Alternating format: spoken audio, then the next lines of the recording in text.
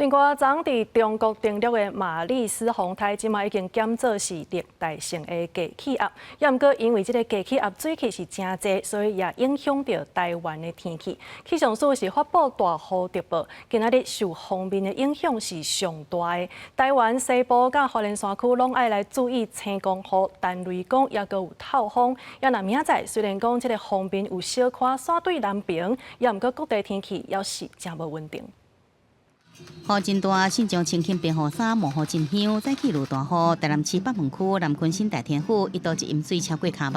加在抽水机发挥作用了后，水才慢慢提起。黄山雨方面前沿拄到热带性低气压，对流云系真旺，全台天气拢无稳定。西半部偏雨地区甲花莲山区爱风大雨，但雷公甲强阵风到拜一各地天气依然是无稳定。苗栗以南地区还有花东，都还是容易会有明显的降雨。特别是在山区，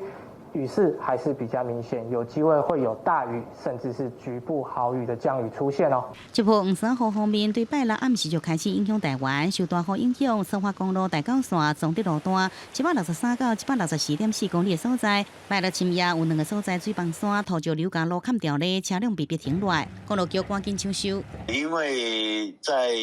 04、03强震以后，包含最近的一些不断的余震哈，除了一些余震以外，沿线有一些比较破碎的部分，再加上我们有一些短时的一些大雨哈，它会有一些侵蚀。拜三开始，华南水气阁增加，到时各地阁有短暂阵雨。因应黄山雨方面报道，经济部紧急应变小组提升为2级开设，天气关系政府启动抽水站甲抽水机，也呼吁民众非必要莫去山区、河道、海边这所在。记者综合报道。